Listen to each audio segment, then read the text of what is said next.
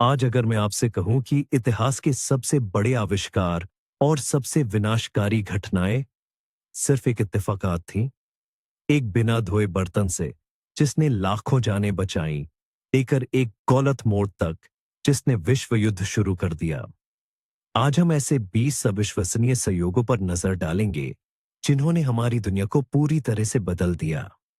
हैरान होने के लिए तैयार हो जाइए, क्योंकि इतिहास सिर्फ सटीक योजनाओं का नतीजा नहीं, बल्कि अविश्वसनीय संयोगों की एक श्रृंखला भी है। हम अक्सर सोचते हैं कि इतिहास महान हस्तियों और उनकी शानदार योजनाओं से बनता है, लेकिन अक्सर सब कुछ एक छोटे से पल, एक भूली हुई बात या फिर सिर्फ अच्छी या बुरी किस्मत से तय हो जाता है। एक छोटी सी गलती डोमिनो इफेक्ट की तरह एक ऐसी श्रृंखलाबद्ध प्रतिक्रिया शुरू कर सकती है जिसके परिणाम सदियों तक महसूस किए जाते हैं। आज हम इन्हीं अविश्वसनीय और निर्णायक पलों पर बात करेंगे। तो आइए एक ऐसी कहानी से शुरुआत करें जिसने बिना किसी अतिशयोक्ति के लाखों जानें बचाईं। यह कहानी है अव्यवस्था की अद्भुत शक्ति की। जरा कल्पना कीजिए, साल था 1928, जगह लंदन। वैज्ञानिक अलेक्जेंडर फ्लेमिंग छुट्टियों पर जाने की तैयारी कर रहे थे। उनकी लैब, सच कहें तो, साफ सफाई के मामले में उतनी अच्छी नहीं थी। जाने से पहले उन्होंने मेज पर कुछ पेट्री डिशेस छोड़ दी थी, जिनमें खतरनाक स्टैफिलोकोकस बैक्टीरिया की कल्चर बढ़ रही थी। छुट्टियों पर जाते हुए लगता है उन्होंने खिड़की थोड़ी खुली छोड़ दी थी। और बस यहीं से शुरू होता है किस्मत का खेल। नीचे की एक और लैब से हवा के साथ एक दुर्लभ फफूंद के बीजाणु, एस्पोर्स, उड़कर आ गए। वे उन डिशेज में से एक पर गिरे जिसे फ्लेमिंग ने ठीक से बंद नहीं किया था। 2 हफ्तों बाद वैज्ञानिक वापस लौटे। उन्होंने अपनी लैब की अव्यवस्था ठीक करना शुरू किया और पुरानी कल्चरों को फेंकने की तैयारी कर रहे थे। लेकिन तभी उनकी नजर एक डिश पर पड़ी। नीले हरे रंग की फफूंद के धब्बे के चारों ओर एक बिल्कुल साफ सुथरा घेरा बन गया था। उसके आसपास के सारे बैक्टीरिया मर चुके थे, जैसे उन्हें किसी रबर से मिटा दिया गया हो। अगर कोई कम ऑब्जर्वेंट व्यक्ति होता तो वह शायद इस खराब सैंपल को फेंक देता। लेकिन फ्लेमिंग समझ गए, यह फफूंद कुछ ऐसा छोड़ रही है जो बैक्टीरिया के लिए जानलेवा जहर है। इस तरह थोड़ी अव्यवस्था और एक खुली खिड़की की वजह से दुनिया को पेनिसिलिन मिला, पहला एंटीबायोटिक जिसने करोड़ों लोगों की जान बचाई। वाकई, कभी-कभी सबसे बड़ी खोज साधारण अव्यवस्था में ही छिपी होती है। अब हम 15वीं शताब्दी के अंत में पहुंचते हैं। पूरब के देशों से होने वाला व्यापार उस समय सोने की खान जैसा था। मसाले, रेशम और कीमती रत्न, ये सभी चीजें बेहद कीमती थीं और उनसे भारी मुनाफा होता था। लेकिन जमीनी रास्ता लंबा और बहुत जोखिम भरा था। तभी नाविक क्रिस्टोफर कोलंबस ने एक साहसिक योजना पेश की। पूरब की तरफ क्यों जाना जब पश्चिम की ओर चलकर भारत तक पहुंचा जा सकता है। आखिरकार धरती गोल ही तो है। कितनी शानदार योजना थी, है ना? पर एक बड़ी समस्या थी, उसकी गणनाएं पूरी तरह से गलत थीं। पुराने और गलत आंकड़ों पर भरोसा करते हुए उसने यह मान लिया था कि धरती अपने वास्तविक आकार से लगभग 1/3 छोटी है। उसने अपने समय के ज्यादा सटीक वैज्ञानिकों की गणनाओं को अनदेखा कर दिया और स्पेनिश राजघराने को विश्वास दिलाया कि एशिया बस पहुंच के भीतर है। जब आखिरकार उसने जमीन देखी तो उसे पूरा यकीन था कि वह भारत के तट के पास के द्वीपों पर पहुंच गया है। इसलिए उसने वहां के मूल निवासियों को इंडियन पुकारा। अपनी जिंदगी के आखिरी दिनों तक भी उसने अपनी गलती नहीं मानी और एशिया के लिए 3 और समुद्री यात्राएं की। इस प्रकार इतिहास की सबसे बड़ी नौवहन संबंधी गलती ने यूरोपीय लोगों को 2 नए महाद्वीप दिए और हमारी दुनिया को हमेशा के लिए बदल दिया। आइए अब हम समय के पहियों को घुमाकर 28 जून 1914 के सारायेवो शहर का रुख करते हैं। पूरा माहौल गहरे तनाव से भरा हुआ था। ऑस्ट्रिया हंगरी के सिंहासन के वारिस आर्कड्यूक फ्रांज फर्डिनेंड वहां एक राजकीय यात्रा पर आए थे, जिसे स्थानीय राष्ट्रवादी एक बड़ी उकसाहट मान रहे थे। उसी सुबह उनके काफिले पर पहले ही एक जानलेवा हमला हो चुका था। एक हमलावर ने बम फेंका, लेकिन वह गाड़ी से टकराकर उछल गया और अगले वाहन के नीचे फट गया, जिससे कुछ लोग घायल हो गए। लग रहा था कि शायद अब सब कुछ ठीक हो जाएगा, मगर शहर से तुरंत निकलने के बजाय आर्कड्यूक ने अपनी दरियादिली दिखाते हुए घायलों से मिलने अस्पताल जाने का फैसला किया। उनके रूट में तुरंत बदलाव किया गया और बस यहीं पर एक भयानक गलती हो गई। आगे चल रही गाड़ी के ड्राइवर को नए रूट के बारे में बताना या तो भूल गए या समय ही नहीं मिल पाया। पुरानी योजना के मुताबिक वह ड्राइवर मुख्य सड़क से मुड़ जाता है। उसे तुरंत चिल्लाकर बताया गया कि यह गलत मोड़ है, उन्हें सीधा जाना था। ड्राइवर घबराकर गाड़ी को मोड़ते हुए ब्रेक लगाता है और उसकी गाड़ी हमलावरों में से एक गैवरिलो प्रिंसिप से ठीक 1 मीटर की दूरी पर आकर रुक जाती है। प्रिंसिप सुबह की नाकाम कोशिश के बाद हताश होकर बस एक सैंडविच खरीदने दुकान गया था और तभी उसे अपना लक्ष्य एक रुकी हुई गाड़ी में ठीक अपने सामने दिखाई देता है। 2 गोलियां चली, 2 जानलेवा वार, बस एक गलत मोड़, एक सैंडविच की खरीदारी और देखते ही देखते पूरी दुनिया पहले विश्व युद्ध की आग में झुलसने लगी। लेकिन अब बहुत हुई त्रासदियों की बातें। आइए अब उस इत्तेफाक की तरफ चलते हैं जिसने हमारी रसोई का नक्शा ही बदल दिया। साल था 1945। अमेरिकी इंजीनियर पर्सी स्पेंसर रेथियोन कंपनी में काम कर रहे थे। उनका काम था सेना के लिए रडारों को बेहतर बनाना। एक दिन जब वे एक चालू मैग्नेट्रॉन, यह एक ऐसा उपकरण है जो माइक्रोवेव उत्पन्न करता है, के पास खड़े थे, तो उन्होंने अपनी जेब में हाथ डाला और कुछ चिपचिपा महसूस किया। उनकी जेब में रखा चॉकलेट बार पूरी तरह पिघल चुका था। कोई और होता तो अपनी खराब हुई मिठाई पर दुखी होता, लेकिन स्पेंसर एक सच्चे इंजीनियर थे। उनका दिमाग तुरंत काम पर लग गया। अगले दिन वे लैब में मक्के के दाने ले आए। उन पर मैग्नेट्रॉन को केंद्रित करके उन्होंने बड़े उत्साह से देखा कि कैसे पूरी लैब में पॉपकॉर्न बिखर रहा था। इस प्रयोग का तीसरा शिकार एक अंडा था, जो उनके सहकर्मी की दहशत के बीच फट गया। स्पेंसर समझ गए कि उन्हें खाना पकाने का एक बिल्कुल नया तरीका मिल गया है। इस तरह जिज्ञासा और पिघली हुई चॉकलेट की बदौलत माइक्रोवेव ओवन का जन्म हुआ, जिसके बिना आज के आधुनिक घर की कल्पना करना भी मुश्किल है। आइए अब सुनते हैं एक ऐसी कहानी जहां एक भिक्षु का सबसे बड़ा सिरदर्द खुशी और ऐशो आराम का प्रतीक बन गया। यह फ्रांस के शैम्पेन प्रांत की बात है। 17वीं सदी का समय था। डोम पेरिग्नॉन नाम का एक युवा भिक्षु एक मठ में व्यवस्थापक था और शराब के तहखानों की देखरेख करता था। उस समय स्थानीय शराब निर्माताओं को एक गंभीर समस्या का सामना करना पड़ रहा था। ठंडी जलवायु के कारण शराब का किण्वन अक्सर सर्दियों में रुक जाता था और जब मौसम गर्म होता तो वसंत में फिर से शुरू हो जाता था। इसी वजह से बोतलों में कार्बन डाइऑक्साइड जमा हो जाती थी और वे फट जाती थीं। इन बुलबुलों को एक भयानक दोष, एक खराबी माना जाता था और फटने वाली बोतलों में भरी शराब को शैतान की वाइन कहा जाने लगा। डोम पेरिग्नॉन ने सालों तक इन अनचाहे बुलबुलों से छुटकारा पाने और शराब को स्थिर बनाने का तरीका खोजने की कोशिश की।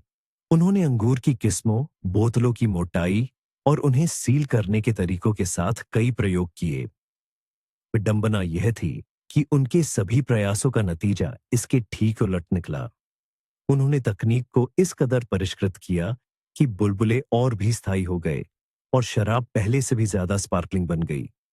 एक दिन अपने इन्हीं असफल प्रयासों का नतीजा छकते हुए किंवदंती है कि वह खुशी से बोल उठे, जल्दी आओ, मैं तारे पी रहा हूं।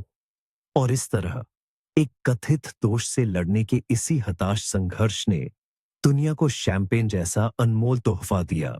आइए 9वीं सदी के प्राचीन चीन में चले। उस दौर के दांववादी रसायनज्ञों को अमृता की धुन सवार थी। उन्होंने सैकड़ों प्रयोग किए, तरह तरह के पदार्थ मिलाए, इस उम्मीद में कि उन्हें कोई ऐसा जादुई अमृत मिल जाए जो उन्हें हमेशा की जिंदगी दे सके। अपने ग्रंथों में उन्होंने ऐसे नुस्खों का वर्णन किया था जिनसे आध्यात्मिक और शारीरिक पूर्णता मिलनी थी। ऐसा ही एक नुस्खा था गंधक, शोरा और लकड़ी के कोयले को मिलाकर बनाना। रसायनज्ञों को उम्मीद थी कि यह मिश्रण उन्हें ज्ञानोदय की ओर ले जाएगा। खैर, ज्ञानोदय तो नहीं मिला, लेकिन एक जबरदस्त चमक जरूर मिली। जीवन के अमृत की जगह उन्हें एक बेहद ज्वलनशील और विस्फोटक पाउडर प्राप्त हुआ।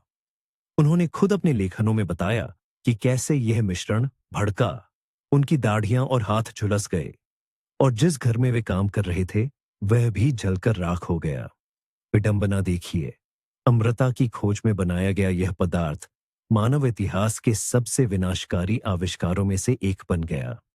इस तरह एक इत्तेफाकिया रासायनिक प्रयोग ने दुनिया को बारूद दिया, जिसने युद्ध के तरीकों को हमेशा के लिए बदल दिया।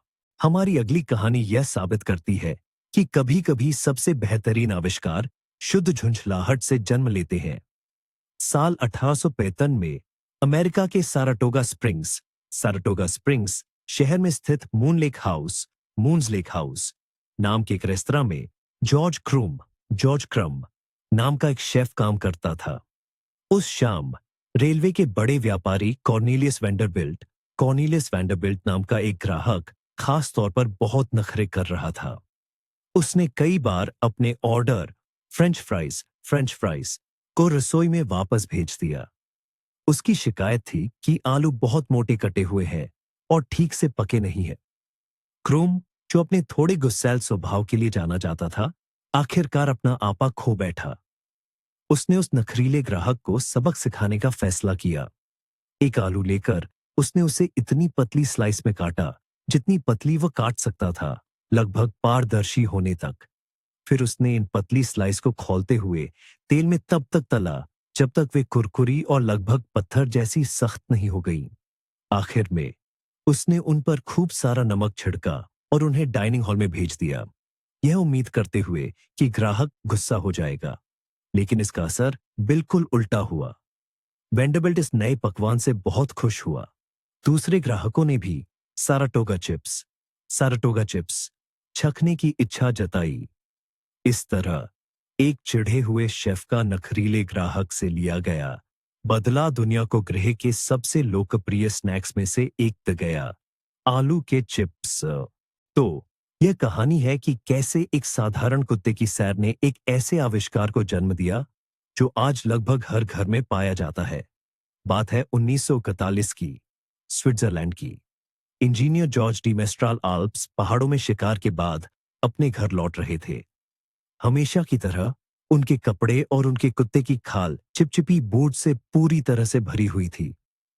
हम में से कोई भी होता तो बस उन्हें हटाकर भूल जाता, लेकिन डी मेस्ट्राल एक पक्के इंजीनियर थे। उनके मन में जिज्ञासा जागी, ये बूट इतनी कसकर क्यों चिपकते हैं? घर पहुंचकर उन्होंने आलस्य नहीं किया और एक माइक्रोस्कोप लेकर उनमें से एक का बारीकी से निरीक्षण किया। बड़ा करके देखने पर उन्होंने सिर्फ कांटे नहीं देखे, बल्कि सैकड़ों छोटे छोटे हुक देखे। यही वो हुक थे जो इतनी कुशलता से उनके कपड़ों के रेशों और कुत्ते की खाल के बालों से चिपक रहे थे। उनके दिमाग में तुरंत एक विचार कौंधा, क्या हो अगर ऐसी ही एक प्रणाली कृत्रिम रूप से बनाई जाए। एक तरफ हजारों सूक्ष्म हुक हों और दूसरी तरफ हजारों सूक्ष्म लूप हों। उन्होंने सही सामग्री का चुनाव करते हुए लगभग 10 साल प्रयोगों में बिताए। आखिरकार उन्होंने नायलॉन को चुना। तो इस तरह एक जिज्ञासु इंजीनियर और उन परेशान करने वाली बूट की वजह से वेल्क्रो नाम की हुक एंड लूप फास्टनर का आविष्कार हुआ।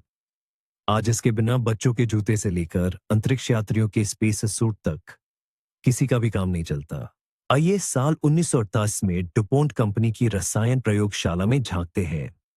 रॉय प्लंकेट नाम के एक युवा रसायनज्ञ रेफ्रिजरेटरों के लिए एक नया गैर विषैला रेफ्रिजरेंट बनाने पर काम कर रहे थे। वह गैसीय टेट्राफ्लोरोएथिलीन के साथ एक प्रयोग कर रहे थे, जिसे छोटे दबाव वाले सिलेंडरों में रखा जाता था। एक सुबह उन्होंने एक और सिलेंडर उठाया, वॉल्व खोला और कुछ नहीं हुआ। गैस बाहर नहीं निकली। वजन में सिलेंडर पूरा था, लेकिन अंदर से बिल्कुल खाली। प्लंकेट चकित रह गए। सारी गैस कहां चली गई थी? उस खराब सिलेंडर को बस फेंक देने के बजाय उन्होंने उसे काटने का फैसला किया। अंदर उन्हें एक अजीब सा सफेद मोम जैसा पाउडर मिला। वह छूने में अविश्वसनीय रूप से चिकना था और लगभग हर चीज के प्रति प्रतिरोधी था। जैसे कि उच्च तापमान, एसिड और सॉल्वेंट्स। प्लंकेट समझ गए कि सिलेंडर के अंदर गैस के अणु स्वयं ही एक दूसरे से जुड़कर एक नया पदार्थ बना रहे थे, पॉलीटेट्राफ्लोरोएथिलीन। डुपोन्ट कंपनी ने इसे टेफ्लॉन ट्रेडमार्क के तहत पेटेंट करवाया। इस तरह रेफ्रिजरेटर से जुड़ा वह असफल प्रयोग ने दुनिया को नॉन स्टिक पैन, वाटरप्रूफ कपड़े और यहां तक कि अंतरिक्ष यानों के लिए घटक भी दिए। यह कहानी इस बात का बेहतरीन उदाहरण है कि काम के बाद हाथ धोना कितना जरूरी है, खासकर तब जब आप एक रसायनज्ञ हों। बात है साल 1878 की, जब अमेरिका में जॉन हॉपकिंस यूनिवर्सिटी की प्रयोगशाला में रसायनज्ञ कॉन्स्टेंटिन फॉलबर्ग काम कर रहे थे। पूरा दिन वे कोयला तार से बने चिपचिपे, काले और तेज गंध वाले पदार्थों पर प्रयोग करते रहे। शाम ढलने पर थके हारे वे रात का खाना खाने अपने घर पहुंचे। अपने विचारों में डूबे हुए, शायद वे ठीक से हाथ धोना भूल गए थे। खाने की मेज पर बैठकर उन्होंने रोटी का एक टुकड़ा उठाया, एक निवाला लिया और हैरानी से ठिठक गए। रोटी उन्हें अविश्वसनीय रूप से हद से ज्यादा मीठी लग रही थी। उन्होंने पानी चखा, वह भी मीठा था। उन्होंने नैपकिन को छुआ, फिर अपनी उंगलियों से अपने होठों को, और ये क्या? मिठास उनके हाथों से ही आ रही थी। यह डरने के बजाय कि उन्हें जहर हो गया है, फॉलबर्ग एक सच्चे वैज्ञानिक की तरह तुरंत प्रयोगशाला वापस भागे। उन्होंने उस दिन जिन सभी फ्लास्कों पर काम किया था, उनमें मौजूद पदार्थों को एक एक करके छकना शुरू किया, जब तक उन्हें मिठास का स्रोत नहीं मिल गया। वह पदार्थ कोई और नहीं बल्कि बेंजोइक सल्फामाइड था, जिसे उन्होंने खुद संश्लेषित किया था। और इस तरह उनकी थोड़ी सी लापरवाही और अद्भुत वैज्ञानिक साहस के चलते सैकरन की खोज हुई। दुनिया का पहला कृत्रिम स्वीटनर, जो चीनी से सैकड़ों गुना ज्यादा मीठा होता है। आइए हम 1895 के जर्मनी में चलते हैं। वहां वैज्ञानिक विल्हेम रॉन्टजेन अपनी प्रयोगशाला में एक सामान्य सा प्रयोग कर रहे थे। वे एक वैक्यूम ट्यूब में कैथोड किरणों यानी इलेक्ट्रॉनों के प्रवाह का अध्ययन कर रहे थे, ताकि ट्यूब से निकलने वाली रोशनी उनके प्रेक्षणों में बाधा न डाले। उन्होंने उसे एक मोटे काले गत्ते से अच्छी तरह ढक दिया। कमरा पूरी तरह अंधेरे में डूबा हुआ था, और तभी जब उन्होंने बिजली चालू की तो उन्हें अपनी बगल की नजर से कुछ अजीब सा दिखाई दिया। उपकरण से कुछ ही मीटर की दूरी पर मेज पर कुछ हल्की हरी रोशनी में चमक रहा था। यह एक स्क्रीन थी जिस पर बेरियम प्लैटिनोसाइनाइड नामक एक विशेष पदार्थ लगा हुआ था। परंतु यह कैसे चमक सकता था? कैथोड किरणें तो गत्ते और ट्यूब के शीशे से होकर नहीं गुजर सकती थीं। रोंटजेन ने उपकरण बंद किया, चमकना बंद हो गया। उन्होंने फिर से चालू किया, वह फिर से दिखाई देने लगी। उन्होंने समझा कि उन्हें किसी ऐसे पूरी तरह से नए, विज्ञान के लिए अज्ञात विकिरण का पता चला है, जो अपारदर्शी वस्तुओं से भी होकर गुजरने में सक्षम था। उन्होंने अपनी हथेली को उन किरणों के बीच रखा और स्क्रीन पर अपनी हड्डियों की काली परछाई देखी। इस घटना को क्या नाम दिया जाए, यह न समझते हुए उन्होंने इसे बस एक्स-रे नाम दिया। इस तरह एक अंधेरे कमरे में एक अचानक हुई चमक ने मानव जाति के लिए बिना किसी चीरे के जीवित शरीर के अंदर झांकने की एक नई संभावना खोल दी। अब आइए बात करते हैं दुनिया की सबसे मशहूर वास्तुशिल्प त्रुटि के बारे में। एक ऐसी गलती जो एक पहचान बन गई। इटली, पीसा शहर, सन 1177। शहर के गिरजाघर के लिए एक घंटी मीनार का निर्माण शुरू हुआ। यह एक भव्य परियोजना थी, लगभग 60 मीटर ऊंची सफेद संगमरमर की मीनार। वास्तुकारों और निर्माणकर्ताओं ने पूरे उत्साह के साथ काम शुरू किया, लेकिन उनसे एक गंभीर चूक हो गई। उन्होंने स्थानीय मिट्टी की प्रकृति को नहीं समझा। सिर्फ 3 मीटर गहरा नींव नरम, अस्थिर मिट्टी और रेत पर रखा गया था। समस्याएं लगभग तुरंत शुरू हो गईं। जब निर्माणकर्ताओं ने पहली 3 मंजिलें खड़ी की, तो मीनार धीरे धीरे लेकिन लगातार दक्षिण की ओर झुकने लगी। निर्माण को लगभग 100 सालों के लिए रोकना पड़ा। जब काम फिर से शुरू हुआ, तो इंजीनियरों ने झुकाव को ठीक करने की कोशिश की। उन्होंने नई मंजिलें इस तरह बनाई कि उनका एक किनारा दूसरे से ऊंचा हो, संरचना को सीधा करने की कोशिश में। लेकिन इससे मीनार सिर्फ केले की तरह टेढ़ी हो गई। नतीजतन निर्माण 2 सदियों तक चला। मीनार लगातार झुकती रही और 20वीं सदी में इसे पूरी तरह गिरने से बचाना पड़ा। विडंबना यह है कि अगर गणना में यह घातक त्रुटि न होती, तो पीसा की झुकी हुई मीनार हजारों खूबसूरत इतालवी घंटी मीनारों में से एक होती। लेकिन अब इसकी यही कमी इसकी पहचान बन गई है, जो दुनिया भर से लाखों पर्यटकों को आकर्षित करती है। यह कहानी 1943 में फिलाडेल्फिया के शिपयार्ड से शुरू हुई। रिचर्ड जेम्स नाम के एक नौसैनिक इंजीनियर एक खास उपकरण बनाने में लगे थे। उन्हें एक ऐसी स्प्रिंग चाहिए थी जो समुद्री जहाजों पर तेज लहरों या तूफान के दौरान नाजुक उपकरणों को स्थिर रख सके। वह अलग अलग तरह के तार और उन्हें मौत धने के तरीकों के साथ प्रयोग कर रहे थे। एक दिन जब वे अपनी मेज पर काम कर रहे थे, तो गलती से उनका हाथ एक टेस्ट स्प्रिंग से छू गया। वह सिर्फ जमीन पर नहीं गिरी, बल्कि उसने किताबों के ढेर से बड़े ही अनूठे ढंग से कदम बढ़ाए, हवा में पलटी खाई और मेज पर उतरी। फिर दोबारा नीचे जमीन पर कदम बढ़ाए और वहीं थम गई। जेम्स ये देखकर मंत्रमुग्ध रह गए। वह जहाज के उपकरणों के बारे में भूल चुके थे। उन्हें इस अजीबोगरीब हरकत में कुछ और नजर आया। वे उस स्प्रिंग को अपनी पत्नी बेट्टी को दिखाने के लिए घर ले आए। बच्चों ने तुरंत ही उस स्प्रिंग को सीढ़ियों पर कदम दर कदम चलते देखकर खुशी से उछल पड़े। ये बेटी ही थीं जिन्होंने इसमें एक व्यावसायिक संभावना देखी। उन्होंने एक सही नाम की तलाश में डिक्शनरी खंगाली और उन्हें एक स्वीडिश शब्द स्लिंकी मिला, जिसका मतलब है घुमावदार या चिकना।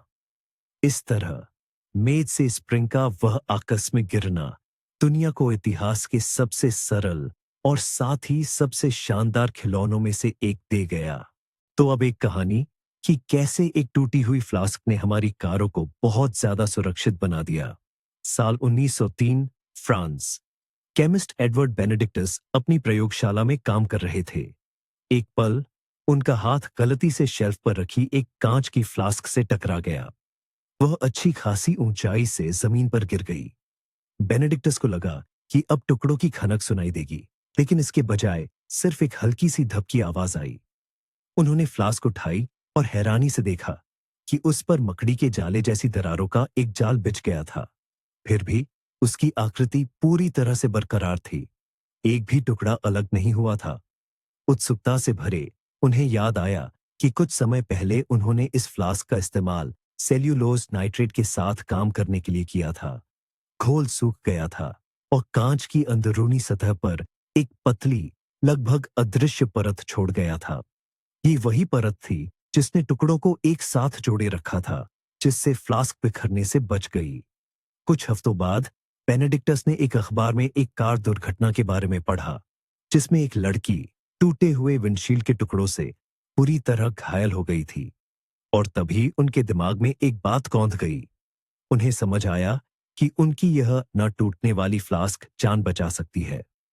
इस तरह ट्रिप्लेक्स का विचार पैदा हुआ, एक बहुपरत सुरक्षित कांच, जो आज दुनिया की सभी कारों के लिए एक मानक है। कभी कभी सबसे बड़ी खोजें हमारी आंखों के सामने, हमारे कदमों में ही होती हैं, और उन्हें खोजने के लिए बस एक खोई हुई बकरी की तलाश ही काफी होती है। साल 1947, यहूदी रेगिस्तान।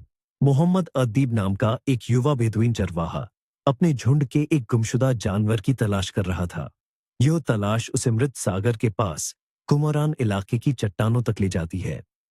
चट्टान में एक गहरी अंधेरी दरार देखकर वह यह जांचने का फैसला करता है कि कहीं बकरी उसी में तो नहीं घुस गई। उसे बाहर निकालने के लिए वह अंदर एक पत्थर फेंकता है, लेकिन बकरी की आवाज की बजाय उसे एक अप्रत्याशित आवाज सुनाई देती है, मिट्टी के बर्तनों के टूटने की खनखनाहट। जिज्ञासा उसकी तलाश पर हावी हो जाती है। वह गुफा में घुस जाता है और हल्के अंधेरे में कई बड़े मिट्टी के कलश देखता है।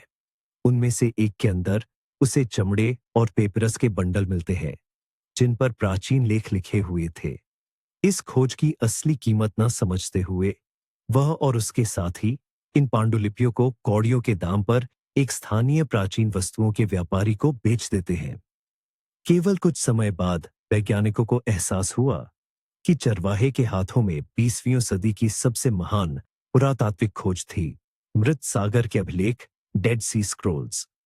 ये जात बाइबल पांडुलिपियों में सबसे प्राचीन थे, जो 2000 साल से भी पहले बनाए गए थे। इस तरह एक आकस्मिक पत्थर फेंकने से दुनिया के लिए अतीत में झांकने का एक अनमोल रास्ता खुल गया। ये कहानी हमें बताती है कि कभी-कभी कुछ खराब होना ही किसी नई शुरुआत का जरिया बन जाता है। 19वीं सदी के आखिर की बात है। अमेरिका में जॉन हार्वे और विल्कीथ केलॉग नाम के दो भाई बैटल क्रीक शहर में एक सैनिटोरियम चलाते थे।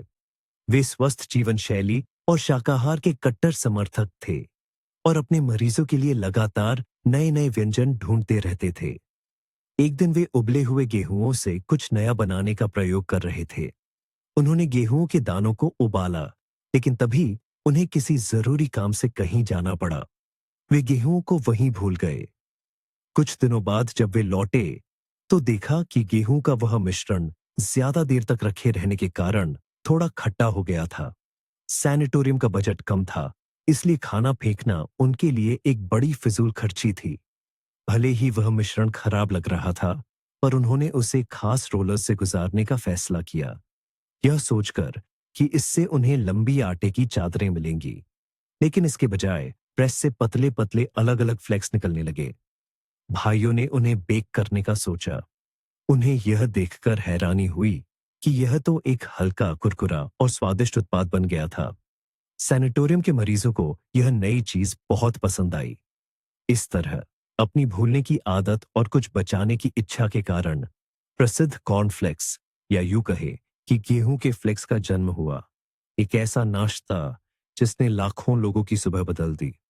कल्पना कीजिए, एक ऐसे व्यक्ति की जिसके मन में कोई एक विचार इस कदर घर कर जाए कि वह अपनी पूरी जिंदगी, अपनी सारी जमा पूंजी उस पर लगा दे और फिर गरीबी में जीने को मजबूर हो जाए। चार्ल्स गुडियर ऐसे ही एक जुनूनी इंसान थे। बात है 19वीं सदी के शुरुआती दिनों की। रबड़ तब तक लोगों की जानकारी में आ चुका था, लेकिन उसकी एक बहुत बड़ी खामी थी। गर्मी में वह एक चिपचिपी, बदबूदार चीज में बदल जाता था और ठंड में शीशे की तरह कड़ा और भंगुर हो जाता। गुडियर को पूरा विश्वास था कि वह रबड़ को वश में कर सकता है। उन्होंने 10 साल तक व्यर्थ के प्रयोगों में अपनी ऊर्जा लगाई। उन्होंने रबड़ को नमक, मिर्च, मैग्नीशिया, एसिड, हर उस चीज के साथ मिलाकर देखा जिसकी वह कल्पना कर सकते थे। बात यहां तक पहुंच गई कि उन्हें अपने प्रयोगों के लिए सामग्री खरीदने के लिए घर का फर्नीचर और अपने बच्चों की स्कूल की किताबें तक बेचनी पड़ी। उनका परिवार अक्सर भूखा रहता और पड़ोसी उन्हें पागल समझते थे। और फिर 1829 की एक सर्द शाम, जब वह एक बार फिर किसी से रबड़ के गुणों पर बहस कर रहे थे, तो आवेश में आकर उन्होंने अपना हाथ झटका। उनके हाथ में रबड़ और सल्फर, गंधक के मिश्रण का एक टुकड़ा था। वह टुकड़ा गलती से एक जलती हुई गर्मागर्म भट्टी पर जा गिरा। गुडियर को उम्मीद थी कि वह पिघल जाएगा, लेकिन हैरानी की बात यह थी कि रबड़ किनारों से थोड़ा जला, मगर बीच से चमड़े की तरह लचीला और लोचदार हो गया। ठंड में जमने पर भी वह भंगुर नहीं हुआ। तो गुस्से के उस पल में और शुद्ध संयोग से वल्कनीकरण, वल्कनाइजेशन की प्रक्रिया की खोज हुई। इसी खोज ने मोटर गाड़ियों के टायरों और हजारों अन्य रबड़ उत्पादों के निर्माण का मार्ग प्रशस्त किया। कभी कभी प्राचीन रहस्यों को सुलझाने की कुंजी हमारे पैरों तले ही छिपी होती है, बस उसे सही से ढूंढने भर की देर होती है। मिस्र, सन 1799। नेपोलियन बोनापार्ट की सेना सैन्य अभियान चला रही थी। लेफ्टिनेंट पियरे फ्रांकोइस बुशार्ड के नेतृत्व में फ्रांसीसी सैनिक रोजेटा शहर के पास एक पुराने किले को मजबूत करने में जुटे थे। उनका काम था एक आधी गिरी हुई प्राचीन दीवार को हटाना, ताकि उसके पत्थरों का इस्तेमाल निर्माण कार्य में किया जा सके। यह काम थकाऊ और धूल भरा था, लेकिन अचानक सैनिकों में से एक ने काले ग्रेनाइट की एक अनोखी शिला पर ध्यान दिया। उस पर ढेर सारे लेख खुदे हुए थे, लेकिन सबसे अजीब बात यह थी कि वे लेख 3 अलग अलग भाषाओं में थे। ऊपरी हिस्से पर प्राचीन मिस्री चित्रलिपि, हायरोग्लिफिक्स थी, जिसे उस समय तक कोई भी पढ़ नहीं पाता था। बीच के हिस्से में बात की मिस्री डेमोटिक लिपि थी और सबसे नीचे का हिस्सा सुप्रसिद्ध प्राचीन यूनानी भाषा में था। लेफ्टिनेंट बुशार एक पढ़े लिखे व्यक्ति होने के नाते तुरंत इस खोज का महत्व समझ गए। यह सिर्फ एक पत्थर नहीं था, यह तो एक कुंजी थी। अगर इस शिला पर एक ही पाठ 3 भाषाओं में लिखा गया है, तो यूनानी हिस्से की तुलना चित्रलिपि वाले हिस्से से करके आखिरकार फिरौन की भाषा को समझा जा सकता है। इस प्रकार किले के निर्माण के दौरान मिली यह आकस्मिक खोज रोजेटा स्टोन बन गई, जिसने दुनिया के सामने प्राचीन मिस्र के रहस्यों को उजागर किया।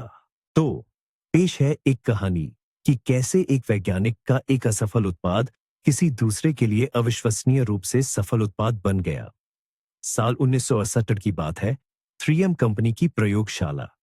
वैज्ञानिक स्पेंसर सिल्वर विमान उद्योग के लिए एक अत्यंत मजबूत गोंद बनाने में जुटे थे। उन्हें एक ऐसे चिपकने वाले पदार्थ की जरूरत थी जो हवाई जहाज के पुर्जों को इतनी मजबूती से जोड़े कि वे टस से मस न हो। लेकिन उनका प्रयोग विफल रहा।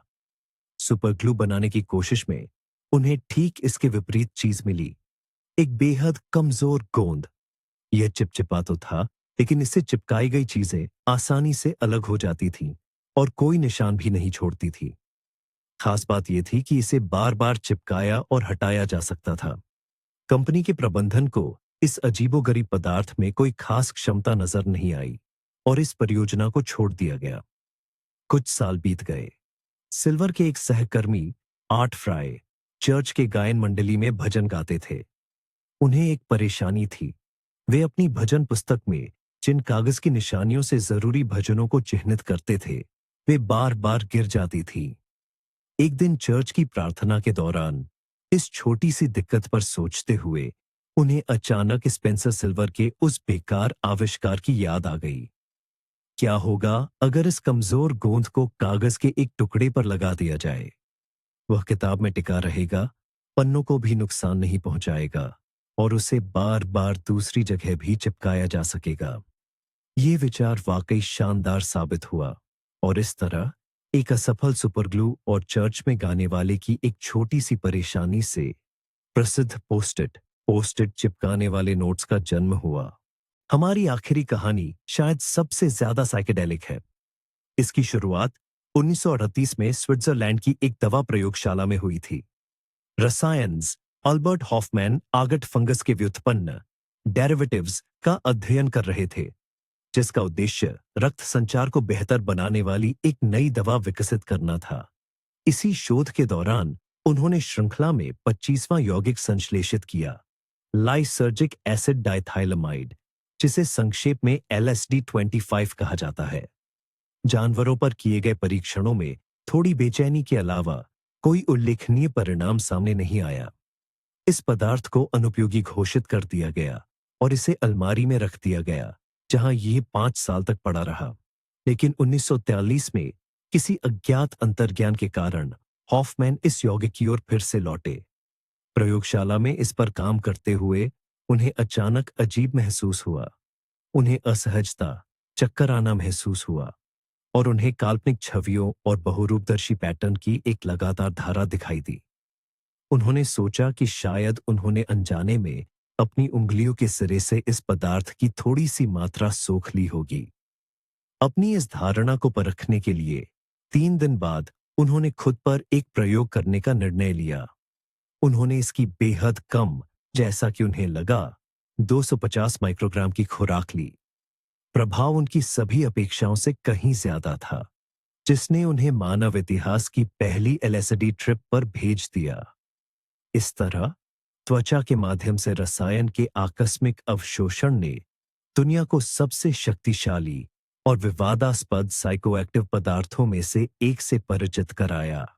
लेकिन अगर हम सोचें तो इनमें से कौन सी घटनाएं सबसे ज्यादा निर्णायक थीं? निस्संदेह ये सारायेवो में लिया गया एक गलत मोड़ था। जरा सोचिए, एक साधारण सी गलती, एक अनजान शहर में रास्ता भटकने वाले ड्राइवर की एक ऐसी गोलीबारी का कारण बनी जिसकी गूंज पूरी दुनिया में सुनाई दी। पूरे साम्राज्य ढह गए, दुनिया का नक्शा खून से फिर से खींचा गया और 20वीं सदी उस समय के सबसे विनाशकारी युद्ध के साथ शुरू हुई। ये सब बस एक गलत मोड़ की वजह से हुआ। वहीं दूसरी ओर अलेक्जेंडर फ्लेमिंग की प्रयोगशाला में रखी एक गंदी पेट्री डिश।